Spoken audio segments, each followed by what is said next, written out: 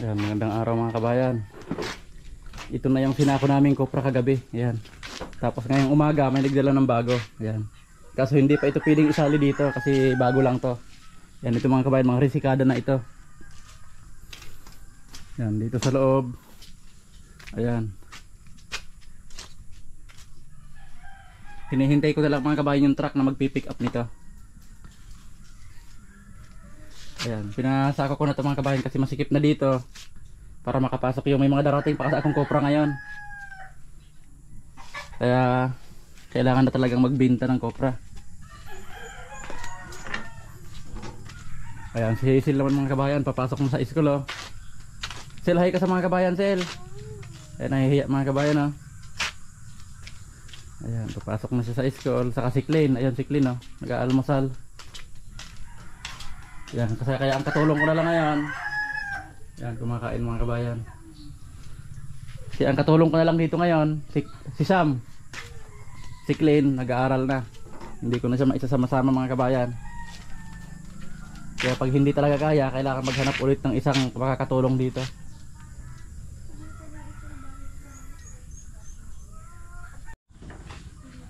Yan, si Jacob naman mga kabayan.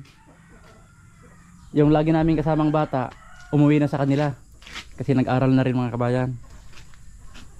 Yung mga nakakatulong-tulong dito, yung mga kalaro nila na lagi nandito, wala na. Makikita nyo mga kabayan, dati maraming bata dito pag ganitong oras, ngayon wala na dahil may pasokan na.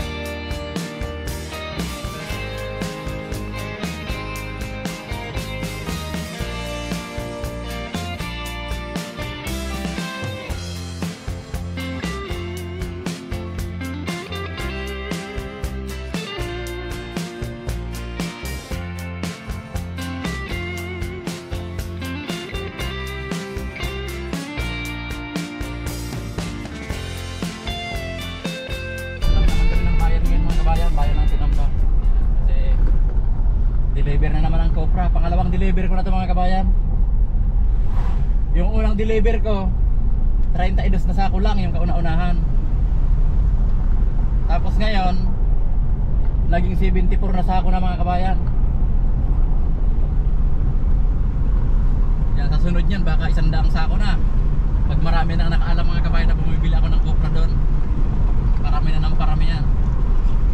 Yan, pag hindi na talaga kasya dun sa budigi kong maliit, talagang gagawa mga kabayan kahit kahoy lang, kukulamber. Yan, dito na kami mga kabayan sa bayan ng Tinambak ngayon. Yan, ibinta na namin yung kopra mga kabayan, hindi ko na lang na-videohan. Yan, ngayon bumili ako ng mga tubular saka tubo para doon sa sidecar, saka gagawa ako mga kabayan ng cabinet doon sa kwarto. Yan, kasi matagal na yun, hindi ko nagagawa. Ayan mga kabayan oh. 4 na tubular saka tubo GI pipe. Ayan mga kabayan oh. 2 GI pipe tapos 4 na 1x2. Ayan.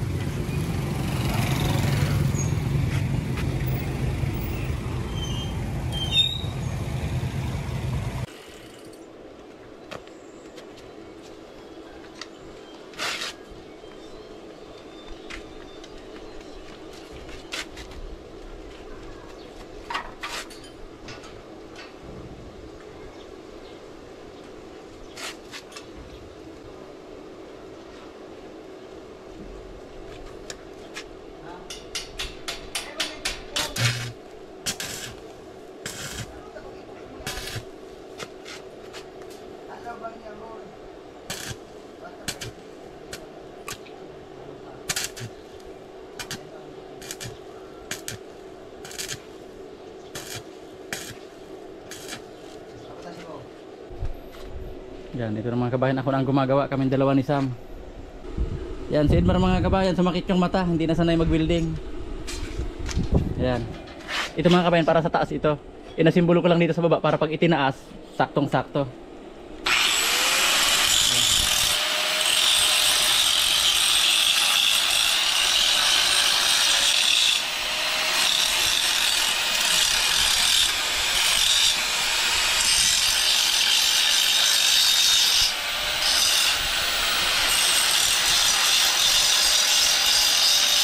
Yan, yung sako ng kopra mga kabayan, saktong-sakto lang dyan, pag ganon, pahiga. Di bali 4 na magkasusunod, tapos 4 ulit na patong, di bali hanggang 12 sako. Kung talagang wala namang ahonin.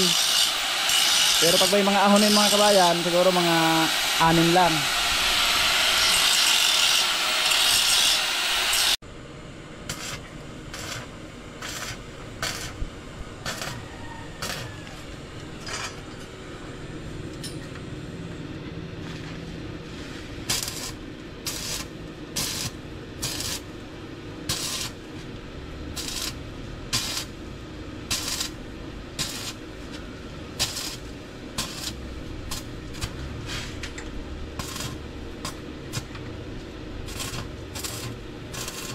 Okay.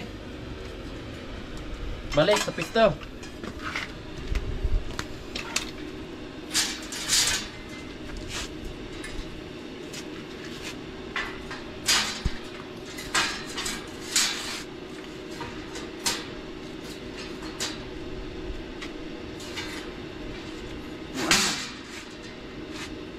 Plywood Sam. Itong plywood na salit dyan. Yan.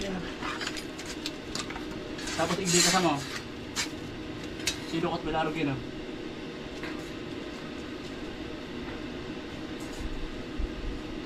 Yan.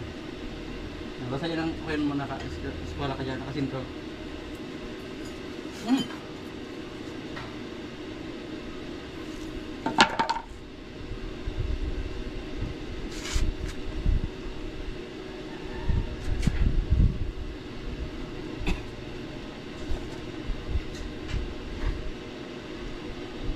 Tulisin mo na eskwala dyan.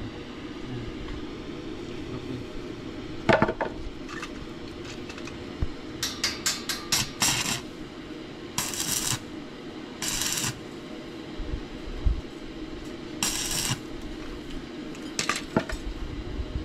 Manlapat ang eskwala. Di ba ka? Manlapat yan yan. Dudukot mo dyan sa puwan. At ang mag-aragis.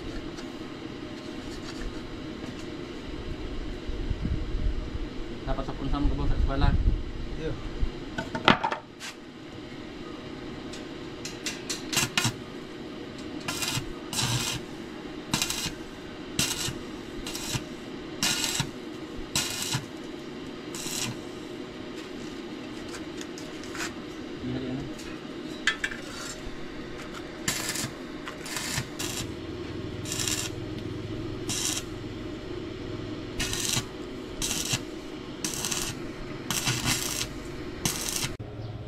Kung araw ganito, kung nag-araw ganito. Diba? Sa isa, mabaklas kita kaya.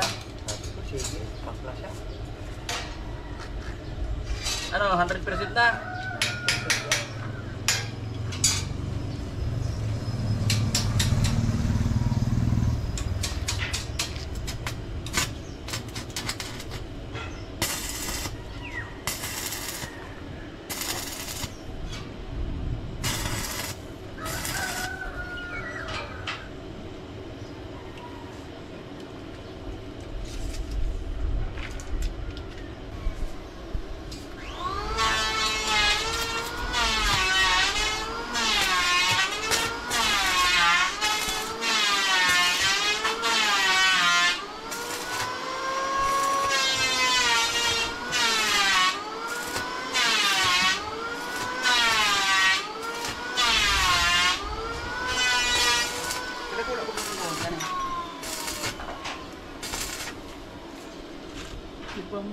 Duman yun sa nag-grinder. Itong nag-grinder kayo galot-galot siya. Ha? Nanganaan ka itong nag-grinder. Hindi ba ka? Anyan kasi na grinder. Ini. Sir, grinder.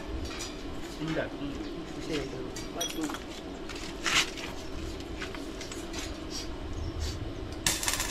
Mari to. Extension niya yung. Wala. Simple pagpas yun. Madalit ba sa punoon din building. Pero simple kapos yun. Okay. Ayos na mga kabayan. Nagmumukhang pa na. Nagmumukhang sidecar na. Kulong-kulong.